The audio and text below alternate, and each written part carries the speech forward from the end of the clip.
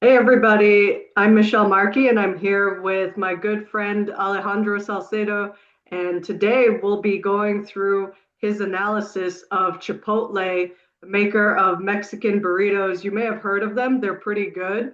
And the previous CEO, Brian Niccol, helped make it super successful. And I'm sure Alejandro will tell us more about Chipotle and its leadership, but that's some of what I know. I know they're really popular, and this will be a great investment topic for all of us to learn. So, thank you for coming back, Alejandro, and feel free to take it away. Hello, Michelle. Hello, everybody. It's a pleasure as always. Yeah, Chipotle is a brand that is very special because I've been in the restaurant business and definitely is a brand worth studying. I mean, it has a very unique characteristics that we will go over as we see in the picture, what they sell, quesadillas, tacos, balls, and pretty exciting. So let's get started with it. So they sell burritos, quesadillas, tacos, as we said before.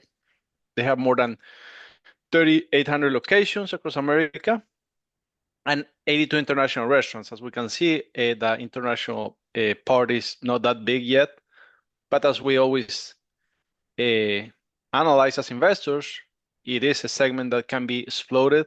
There are most of the restaurants that are outside the US are in Canada, which is usually, I believe, the first place that restaurants in the States go to start trying and see their unit economics.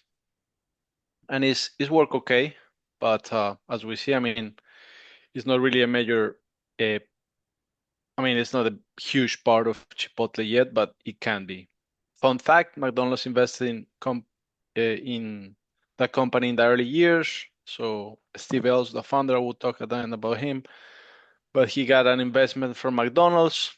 They actually decided to sell when the company went public, which that investment right now will be worth like many billions, but for different reasons they just sold. I think one of them it was because obviously they are definitely like different type of companies. One is always promoting like the healthy raising of their products, and McDonald's, I mean, is not promoting that more than a trustable brand, let's say.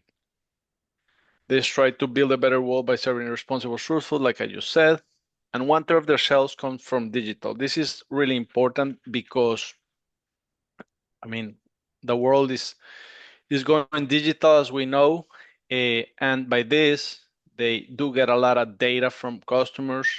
They are able to promote, like, to make special promotion for customers. So this is very new. I think, yeah, as you mentioned, Brian Niccol, which is Starbucks CEO right now. I mean, they use it a lot. I mean, I do get special promotions like made for me basically. So that is really interesting because obviously uh, only scale and the data to have so many buys digital can get you to that. Also, the rewards member help you to be able to read that the customer. But these two things really have helped Chipotle and are able to upsell and make people keep coming to them, which is the purpose of any business and especially the restaurant, obviously. I am a big fan of Chipotle to be honest. I have one walking distance, less than a mile, so I go pretty often. Obviously, the value is great to with what you get. Are you a fan, Michelle? Do you go often? Yeah, I like Chipotle. I don't go too often, but like I think they're a pretty good burrito maker. So when I do go, I enjoy eating their burritos. Yeah, absolutely. And I forgot to mention, and obviously the reason I got interest. I mean, I usually every time I listen to their conference calls, since I said before, I'm really interested in the restaurant business, so I do listen to their conference calls. But the stock has gone down a, a huge amount this year, so that's why I said, oh, let's study because when the stock goes down, I mean, that's when I think we value investors want to invest in it. Obviously, if it's keeping their moats. So the business strategies, running great restaurants by keeping people accountable. I mean, they do measure everything in the restaurant. They're always like how long does it take to cut the chicken? How long does it take to cut the tomatoes? Looking for ways to obviously make it more efficient. But when you listen to their conference call, they do talk a lot about how they are like always trying to improve every process and measure. I mean, it's the only way to deliver efficiently. And as we know, as customers or as investors, I mean, when you go to a restaurant, I mean, you want speed, and this is a big part of it. Using technology to the best of their advantages, like we said before, with the digital and the rewards programs, they do get a lot of data and are able to promote the brand and do it in the most efficient way. Making the brand visible and relevant. I mean, they really been working, and I think they got to a really top of mind in people, to the top of mind in people when they think about something like a good price for a good product raised on a healthy way. And I think Chipotle definitely comes top of mind here. Focus on keeping world-class leadership. Um, they also promote a lot how they promote from within. I think this motivates employees, gets turnover down. When you get turnover down, you get better employees, which they know what they're doing. So it's a vicious cycle that really works for them. 80% of the promotions is from within. So basically, a lot of people start as, I don't know, just dishwasher or just washing the dishes or just cutting, and then they get to GM and even area supervisor. And this is a very motivating for the employees. And obviously, everybody wants that opportunity in their job, especially in the restaurants. That is usually a job that people just go for, make a few bucks in the summer. And but Chipotle definitely brings the opportunity to grow there if you work hard and do the right thing. Expanded access as convenience been growing in a responsible way. I mean, they if you see, I mean, we're going to see later, but their balance sheet is basically no debt. So as I said before, I mean, they do grow responsibly. They do grow looking at that their new restaurants are profitable, not growing for growing with a purpose and in a profitable way, as our great master Warren will say. So some highlights: 11.3 billion revenue, 14% year-over-year growth, and this was a this I got this from the annual report in January, February. So things have changed a little from this. Like at this point, I mean, everything was going good. I mean, after March and all, I mean, stuff hasn't been going that great, but that is why we are reading about this and maybe being able to get into it with as an opportunity. So 3.2 million AUV. I mean, it's pretty impressive. 26% operating margin. I mean, that's really big.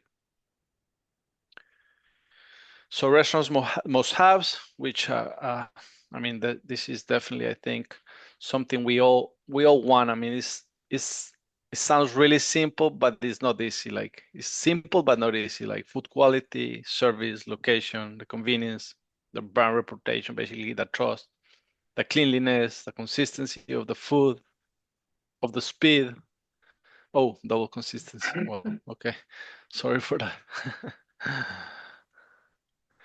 So the business world. In 2015, there was massive E. coli outbreak linked to Chipotle, getting many people sick. I don't know if you remember that. Yeah, I heard about that. And this was crazy because the stock got hit very hard. Dozens of restaurants were temporarily closed. They made several food safety reforms. But we are investors, so obviously this was bad. I mean, you don't wish this in anybody. But this brought a big opportunity for investors. So many times these massive um, like bad things that happen can bring us opportunities.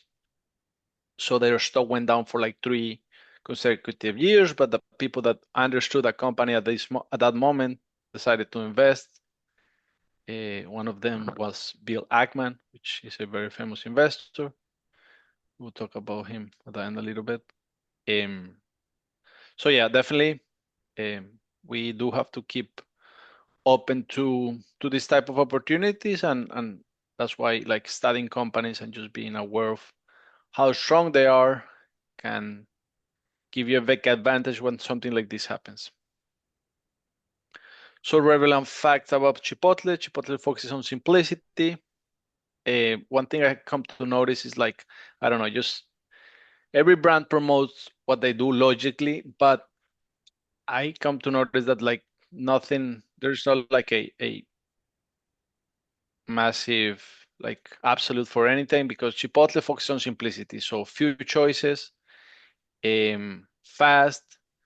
But the other day, for example, I was listening to a Cheesecake Factory, which has a huge variety of food, and they promote that as like a mode. And yeah, and it's true. I mean, there's all type of people, I believe, but between those two, I'll go with simplicity. Means less money tied to inventory and that type of thing. There's that paradox of choice that like when you have so many choices, you might like freeze, and Hmm. that's one of the things they have mentioned during the years in their conference call.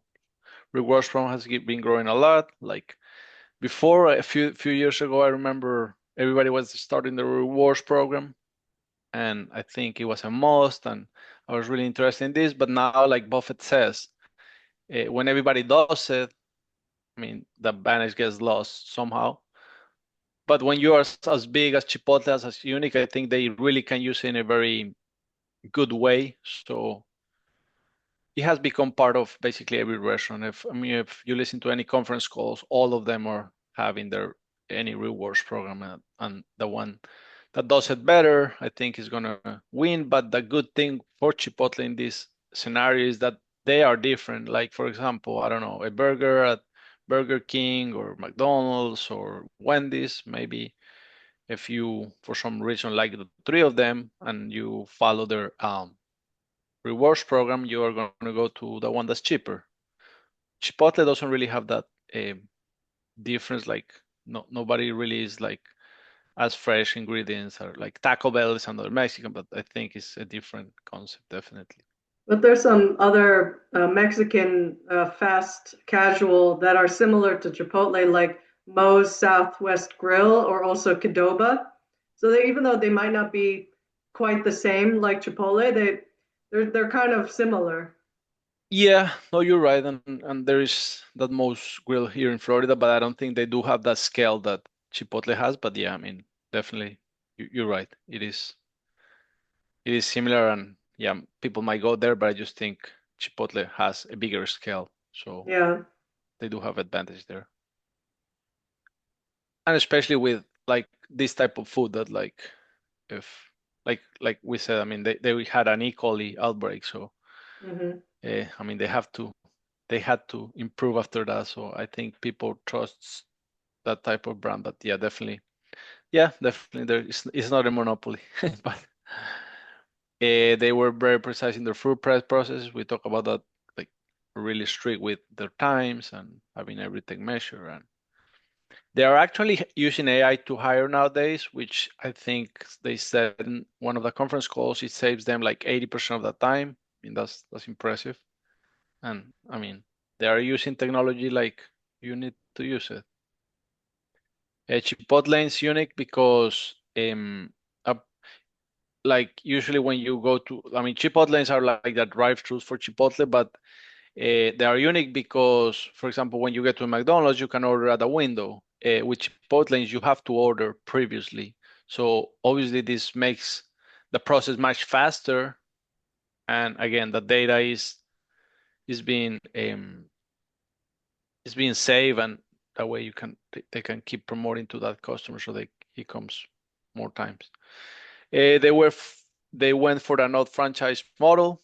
Um, I mean, there is, I think, as we said, I mean, I think the advantages for that is that they can get like changes implemented faster because they don't have to talk to franchisees. They can, yeah, make that's one of the relevant things. And I think they decided to do this because, I mean, their return on invested capital is so high that I guess it wasn't worth it to give that return to other people like McDonald's or Burger King, which I mean, the return on capital is good, but it's not as great as Chipotle's, which is between 40 and 50%. So the brand is the Chipotle modes, the brand is very well known. They are the low cost producer in a huge segment. As you said, I mean, uh, Chipotle produces like their food cheaper than probably their competition because of their scale. I mean, they do have, I mean, they are buying more, so the contracts are bigger. The relationships with suppliers are very hard to replicate because, I don't know, to build a relationship with an avocado provider.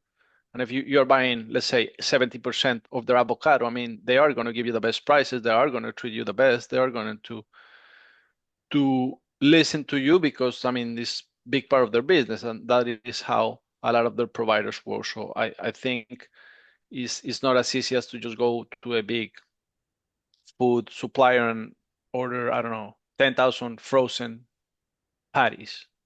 I mean, getting an avocado, getting a tomato, getting everything fresh is not as easy. So I think that's one of the big modes. They have built a trustable sourcing of their food. I mean, obviously after the outbreak, as I said before, the customer can see how their food is being prepared, which to me, I mean, that is very, I mean, it makes me trust what they're doing. And I mean, they do promote this and talk about this in the conference calls, but I do agree with that. Do you agree? Like, I mean, being able to see what they're doing while they prepare, it makes it um, good for them. Yeah, yeah, it looks really attractive, the food they make, like that they're making in front of you. Yeah. And the speed they generate is hard to replicate because, again, they have been working on this a long time and their processes have become better and better. As you said, they had Brian Niccol, which is one of the best CEOs in the industry. Stores, and this is number of stores for other brands. And here I wanted to talk about like their goal is to get to 7,000 units for with an annual AUV of 4 million. And I pointed out these other brands because it doesn't sound that crazy when you have 20K Subways, 16K Starbucks, 13K McDonald's, 6K Wendy's, and I think apart from, I think to build a Chipotle is about as much as to build a Starbucks. I might be wrong. It's probably a little cheaper to build a Starbucks, but the McDonald's to build, I believe, is like 2 million, and I mean the money is not. It's usually put by the franchisee, but definitely since it costs below a million to build a Chipotle and is selling, and they want to sell 4 million in when they get to this point because their margins keep expanding and I mean they have keep growing. This is gonna look really good if they are able to accomplish this. And like I said, I don't think it sounds crazy compared to these other brands. The average store economics is build cost of a store is $900,000. About the sales per store actually is 3.3 million. The margin is 25%. So let's say they are making 700,000 in a store per year whenever like the I mean obviously the first year well people know about them and start going there is it doesn't develop just in the first year, but I think that by the second year they get to their full uh, potential. So restaurant openings, as we see, even though they're big, I mean they keep growing at. I mean we can see there. I mean they open in 2024 304 restaurants, so that's about a 10%. I mean that's really big, especially growing stores and growing sales. So which is something super important for a company that when they grow stores, they grow sales because if not, they're cannibalizing. So basically, if you grow stores and your sales per store start going down, means you are losing profitability. And as Buffett always says, I mean, return on capital is the most important thing, but it's really important to have bigger incremental capital. You cannot open more restaurants and start losing profitability because if not, I mean, you might as well allocate the money in something else. If not, it's not smart. So the revenue analysis, I mean, as we said before, it keeps growing. The average sales per restaurant, as we see from 2023 to 2024, went almost up 8%. I mean, that's pretty impressive with putting 300 more stores, as I said. Transactions grew, average check went down. Oh, it grew, but it grew less than 2023. I'm sorry. And menu price increase, as we see there, I mean, that's one of the big things Buffett always uses to measure the moat of a company. If they can raise prices and demand keeps going up, I mean, there's nothing like that. And as we always go back, but I think it is the best example is Six Candy that they were raising prices, but demand keep going up, and that's one of the big investments Buffett always talks about, and one of the big learnings he ever has. So the balance sheet, yeah, I always like to point out like the property, plant, and equipment, and try to get a hold of how is accounts receivable compared to accounts payable. And as we see, I mean, they're about even. So I mean, there's not really that much money that is tied up to the business. Like the inventory is very low for the amount of. So basically, they rotate their inventory so fast that it's just amazing. They sell so much money with an inventory of only $50,000 on hand. I mean, that is absolutely amazing. The income statement, the operating costs have going up, but as we see at the bottom of the page, the incremental cost for the operating cost was up just like 200,000, 200 million, I apologize. And the net income went up for almost the double. So, I mean, they are expanding their margin. So it's another thing we always want to see, obviously, in our investments, because as I said before, I mean, you can grow, but if you don't grow profitably, I mean, it's not worth to grow. The cash flow, this is how I always used to see what is basically in restaurants the cost per restaurant, which as we can see, depreciation and amortization is about 335 million. And up here we can see they are spending 600 million.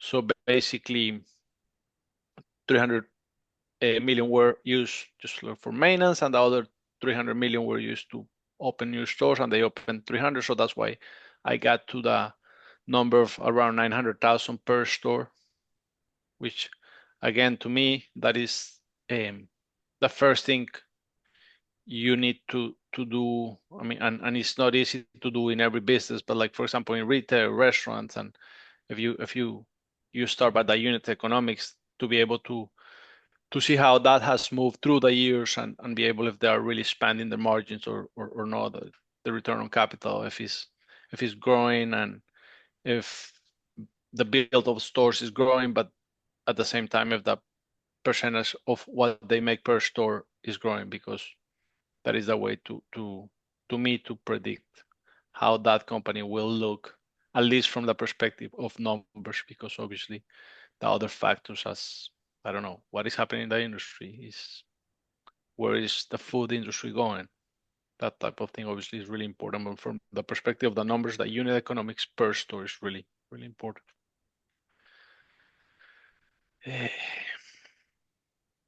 So revenue by region, as we talked at the beginning of the presentation, I definitely, again, United States is where the revenue is coming from, but we need to keep looking international, see how they decide to expand. I know they made I think in Mexico they made a deal. Don't quote me on that because I'm not 100% sure, but yeah, I think they did make a deal with Alsea, which is the company that manages, for example, Starbucks in certain countries. So let's see how they decided to develop this relationship, because obviously, as we always say, international is great and it sounds like, oh, they can keep expanding, but if the return on capital is going to be lower, does it really worth keep expanding? So I'm not a manager of Chipotle, so it's their decision, but if I'm an investor, I really need to get to a conclusion on if that's good or not, depending on what they decide. But I went over like 5 conference calls, and they don't really talk that much about it. So for now, I guess we just need to keep waiting, see what they do with it. Again, as I said, I've been visiting a lot of the proxies now to try to understand if there's alignment between the shareholder and the executives.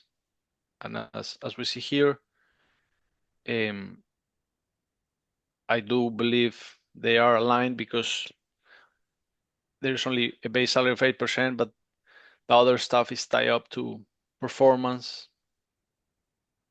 Right here we can see the different types of performance they are looking for. 40% is comparable restaurant sales, which to me is extremely important because, as we said, it's not about growing sales, it's about growing sales per store.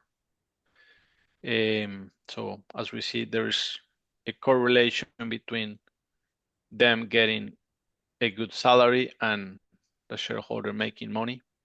Um, for example, I don't remember what proxy I was reading the other day, but big part of their performance was tied up to the price of the stock, and I really don't like that unless it's like it has a lot of restrictions over time because if not, I don't know, they do something crazy to raise the stock and then they just sell and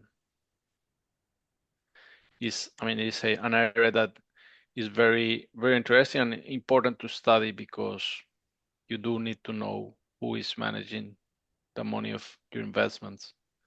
And obviously, the more you know, the better you'll be able to do as an investor. So analytics to reflect on. It's hard to predict the consumer in coming years for their food choices, but it is true that they will keep wanting their food fast at a good price in a clean environment with speed. Chipotle is very well positioned to accomplish this. Why did Subway lose its way? Can the same happen to Chipotle? I honestly don't know the answer. I I hope not, but I think it's stuff you need to think about if you want to invest in Chipotle. Does Cava and Shake Shack get Chipotle's customers? Again, um, I believe Cava has been growing a lot. We did that company a couple of years ago when it started, and they've been growing. But I have visited them. I like their food. I do think it's a little more pricey. I think you can eat for like about 30% less in Chipotle. So, like for example, in this moment that we are probably all thinking about how to save money, and if I go to one of the two, I will go to Chipotle because I'm still getting a good quality food for cheaper.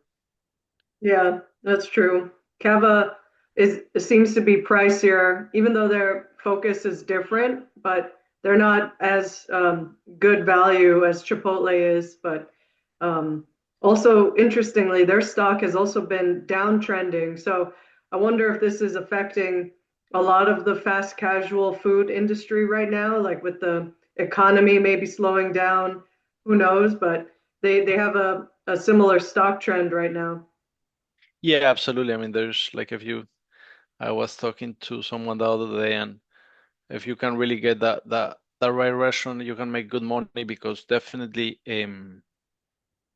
every stock is going down. The only stock I think it has maintained their value is restaurant brands, which is down of Burger King, uh, the Luciana Pizza Kitchen, Luciana, what is it called? The Oh, the chicken place. Popeyes? Yeah, Popeyes. I'm sorry. Yeah, Oh, Popeyes, yeah. and then Tim Horton. So Mhm. they're still doing good. They're a franchise, but their stock has been still doing okay. I believe McDonald's has been able to stay doing okay, but again, that's a different business. They do own the land, so they're gaining value in land, so it's a different business, I believe. But yeah, there's so many stocks that have gone down like so hard. And another thing I did wanted to mention is like we always are looking where everybody's looking, which is technology and I don't know these great um, cash machines. But I think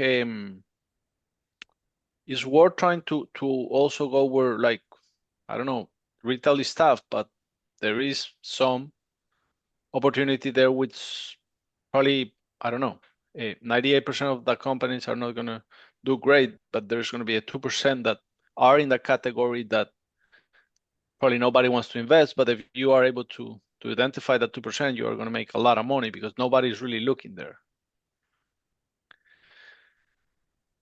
Past year comparison was hard, so I think that was one of the reasons that the stock has gone down, because I mean it went down like 4% in comparables in the last earnings call. But when you're comparing against several years of growth of, I don't know, 15%, I mean it's going to get to a point where uh, you will stop growing.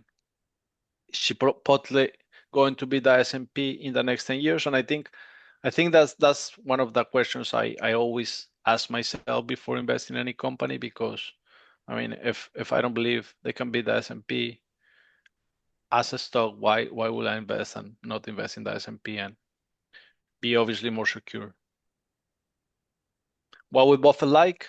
Is a company in a segment that does not change much. Again, he loves no change, so he's able to maybe predict with higher certainty of how stuff is going to happen. Low cost production, a huge segment, like, I mean, Mexican healthy, fast casual, let's say. The brand recognition they have in the US is huge. Return on capital is very high, as we said before, 40 to 50%.